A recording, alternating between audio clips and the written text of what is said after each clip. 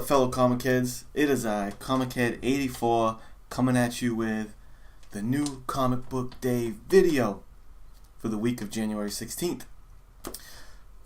That was a little tune for you Game of Thrones fans out there.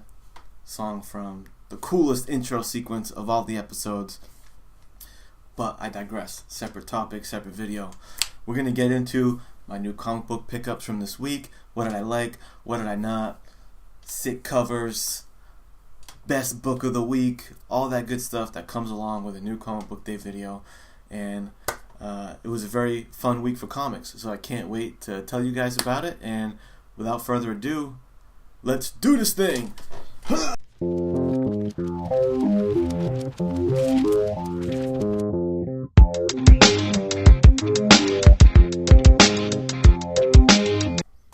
Okay, welcome.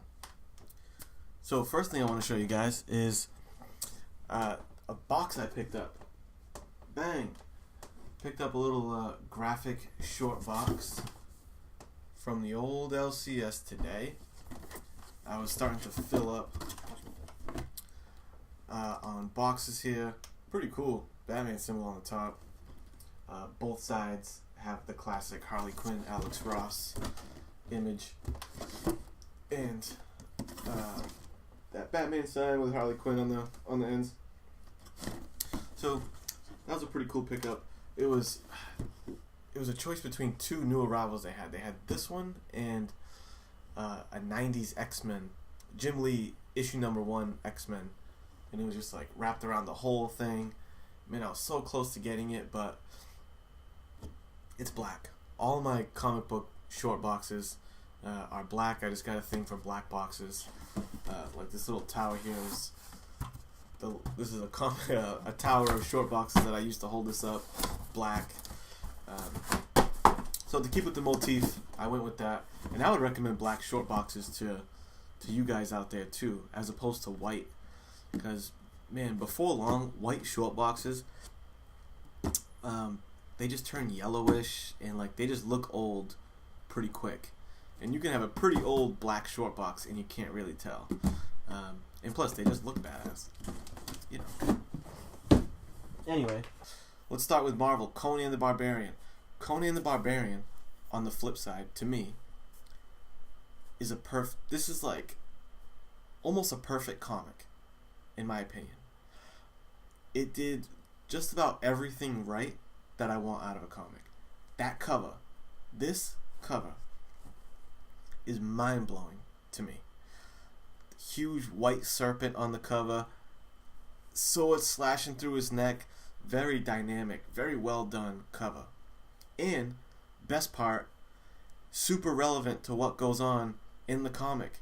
Because you guessed it, a big white snake does in fact get stabbed through the neck by Conan in the comic. So I love that, when it's not just a random glamour shot image. It's relevant to the story. And then in the story was great stuff. It looks like the route that this Conan series is going to take is episodic stories throughout Conan's life. I suspect there's going to be like time jumping going on to different eras or something like that. But this issue of Conan was a very self-contained episode, a cool story, nice action, great fantasy stuff. And this is what I mean. When you're thumbing through a comic and you have a barbarian, a Jack Barbarian battling giant white pythons, that makes for great art. You know what I mean? Very dynamic storytelling and imagery. So it was cool. There was like a little moral lesson in it with the people that he encounters. I want to say spoiler light in these little reviews.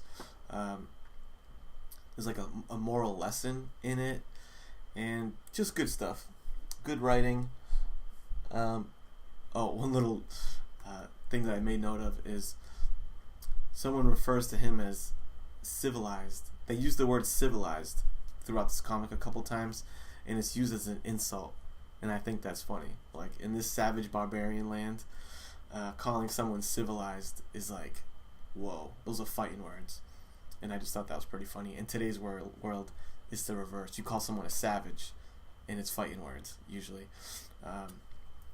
Anyway, great book, and it gave you a little teaser to Savage Sword of Conan. They're bringing that back, and it looks like the covers are all going to be done by Alex Ross, which is very exciting.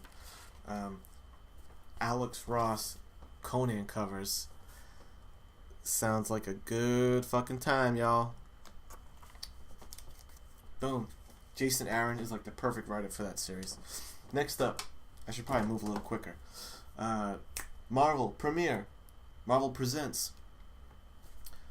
I enjoyed it.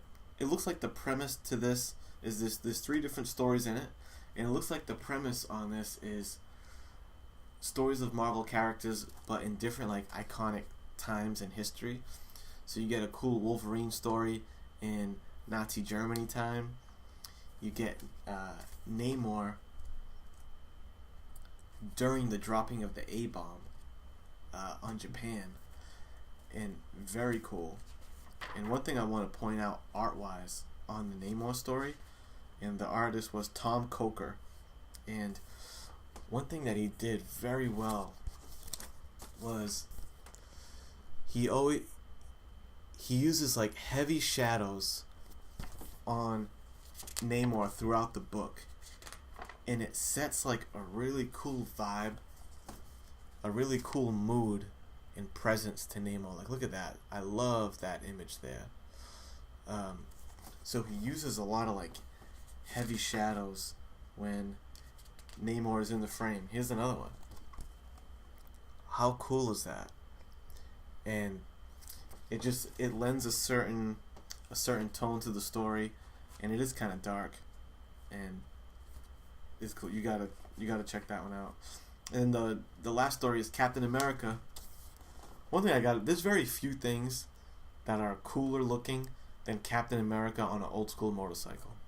I gotta say, I've always loved Cap on a motorcycle. So that part was cool. But you know what this story was, as you read it through, is the Captain America story in this issue is,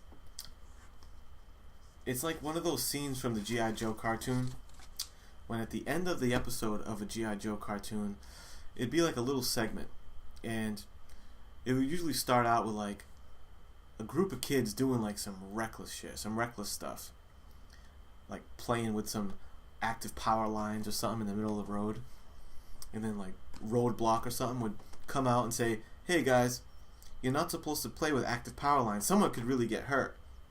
You could get electrocuted." And the kid's like, "Oh yeah, no doubt. Sorry about that. Now we know." And no one's half the battle. That's exactly what happens here. This story of Captain America is, he teaches this girl a lesson about bike safety. And that's it. That's the whole thing. So, a little interesting that the first, we got Wolverine right in the thick of Nazi Germany. We got Namor trying to stop the A-bomb from dropping on Hiroshima. And then Captain America teaches a lesson about like bike safety. But I'm looking forward to that storyline, or that this series. I'm going to continue to pick it up. Next up is Venom number 10. This is going to be the last. I've been subscribing to Venom for a while now, and this is going to be the last issue that I pick up on Venom for a while. I like to grab 1 through 10s of series that I like. I have many examples of 1 through 10s that I have, and I feel like I got the gist of it. It's cool. I don't feel like I need to continue with the story, really. I've had my fill. Now that we're past like the Null storyline and stuff, the Maker's still in the mix, who's cool, but it's alright. One thing that I didn't like it's page 1, and I don't like when comics are too self-referential. So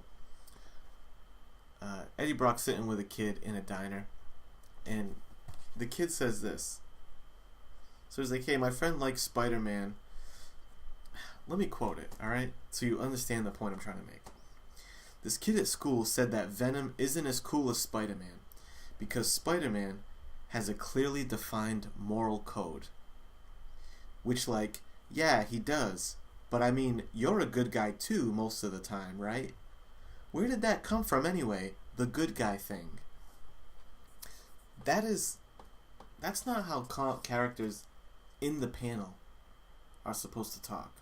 That's how people IRL in real life should be talking about comics, but I don't like when they do that in the panels. And then he says, "Don't you have a thing for innocence? Where does that come from? You have this," and they do it in quotes, like, "You have this protecting the innocence thing. What's all that about?" And not only is it a straight up, really ham-fisted way to set up some exposition on, well, let me tell you why Venom has a thing for protecting innocence. It also is just a weird way for real people to speak. If you really knew this motherfucker Eddie Brock in real life, and he had a symbiote that took over and he ate people's heads, and he had a giant pit bull on a leash that was venomized, I don't know. I just don't think people would be talking like that. So, again, I don't like self-referential stuff in comics, fourth wall breaks, which I feel like this is teetering on. No bueno. Overall, I mean, great series. I'm dropping it, not for that reason, but I am dropping it. What's next? We're going into DC Land. Red Hood. Red Hood and the Outlaws. Just a solid issue. Great cover. You kind of get like a blood splattering on the camera lens effect on the cover of this issue, which I thought was very cool. As I said before, I love the new Red Hood design, costume design, very cool. And just a solid issue. I like that they touch on his friendship with Arsenal, and he's kind of dealing with the effects of Heroes in Crisis in this issue, which is interesting. And the art is very solid. You know, I like that he rocks a sword and a crowbar. You know, just cool design choice. And there's one panel that stuck out to me that it's not a big deal panel, but I just really liked it. First, it's Watchmen-esque, and I thought it was very interesting that this 9-panel layout was used right on the adjoining page as a Doomsday Clock ad. I don't know if that was intentional or not, but very Watchmen-esque layout. And there's no words or any dialogue on the page, obviously, but they made him walking down a hallway interesting and dynamic, and that's what a good artist will do. I don't know how much the writer laid out exactly what's shown here, but it's just him walking from one end of the hall to the other, but the way that they laid it out was interesting and dynamic. So kudos to that. It's just funny because I found myself like looking at this page and enjoying it for like a few minutes, and when I realized that nothing was going on other than he was walking from one end of a hallway to the other, basically, it hit me how well done that was. I'm like, why am I gawking over this guy walking from point A to point B? All right, next book. And this book wins the Read of the Week award. Read of the Week absolutely goes to Detective Comics. What issue is this? 996.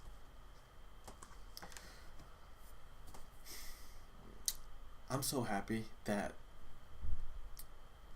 there's a really good Batman book on the stands right now, because Detective, wasn't in a great place.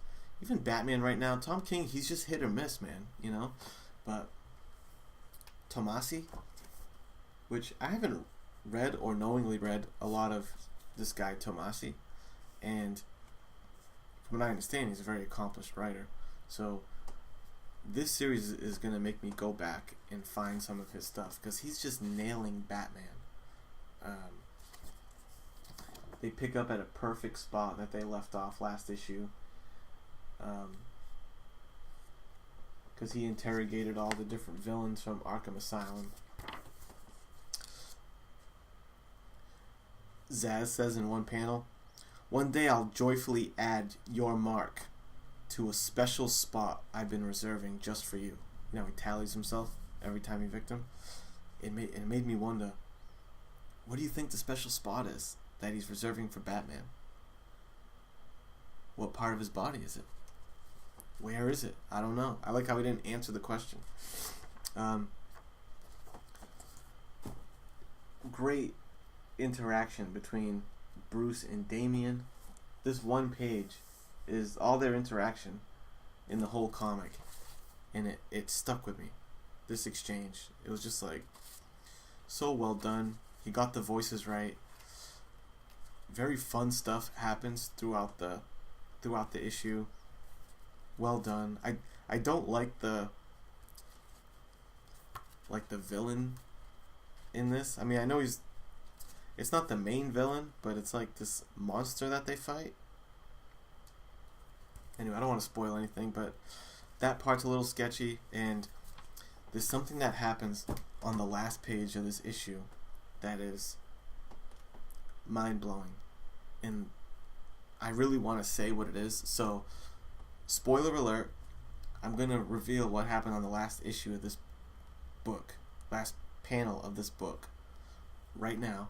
So skip to this time if you don't want it revealed. Okay, for the rest of us. He rolls up to this spot, and Mr. Miracle, he meets up with Mr. Miracle, but not scot-free Mr. Miracle, Thaddeus Brown, who my understanding is like he's the original Mr. Miracle. So I'm super interested in that. I'm very excited to see a Batman Mr. Miracle team up situation. So, dude, that's what I mean. I was enjoying the comic the whole way through, and then the last page they gave me that, and I was like, "You're doing it, brother. You're doing it." Okay, next.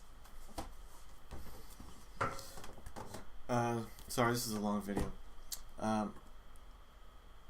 Batman Who Laughs, excellent cover. I mean, whew, that thing is beautiful, and you can tell this is one of their like prestige type comics, because you can tell when I hold this issue, the cover stock, the paper quality inside. You can tell when DC wants to push a book and make it flagship. You can tell the difference in the paper stock. With that being said, I don't really like this story. I'm a huge Batman fan. Batman, I'm all about it. But this Batman Who Laughs thing, I don't know. I'm not that into it. I like his design. I guess I kind of like the concept, but it's very convoluted what's going on in this story, and I don't really dig it. So it's a little disappointing for me personally. So I'm as big of a Batman fan as I am, this isn't really doing much for me. Lastly is my pick of cover of the week. Cover of the week, of course. Holy smoke. Art Germ. Supergirl. Beautiful. That cover's stunning, man. I'm trying to, in 2019, not just get the beautiful woman cover, buy into the beautiful woman cover craze that dominated 2018, and you know what I mean. Batgirl and Catwoman and Supergirl are not stellar reads, right? Those books are selling pretty well, and it ain't because of what's going on the inside. It's because you got beasts like Art Germ, Middleton, doing fantastic work on these covers, and there's just something about a beautiful woman cover that we eat up and we love. So I'm trying to get away from that, and I didn't intend on buying it until I saw this thing in person. Holy smoke. I had said on Instagram I could probably do without the kitty cat with a cape on it, but you know, So be it. Stunning. Okay. Cover of the week. And that's it, guys. Thanks for sticking around. I'm sorry this video's so long. Stay tuned this weekend because it's gonna be, hopefully the book's arriving time. My 1 month no smoking happens complete this weekend. Boom. It's the last week of my Make It Rain and Buy CGC books with cigarette money, and I went a little extra ham for the last week. I was like, let me spend a little more, so I bought 2 CGC books for this 4th week, because this is going to be the last week that I do that. So catch me this weekend. I'm going to probably do like a live unboxing, something like that, but I'm going to do a giveaway in celebration of the no smoking thing, which makes me I'm feeling good about that. And I hit 200 subscribers. Recently, I'm going to do a giveaway. It's going to be awesome. And here's a little sneak peek. It's going to be a 9.8 CGC book. I'm going to give away a 9.8 CGC book with this little contest. So now you know. Catch me this weekend. I'll tell you all about it. Thank you if you've watched this video all the way to the end, because now you know the info. And I'll see you guys then. Alright, thanks for hanging out. Peace!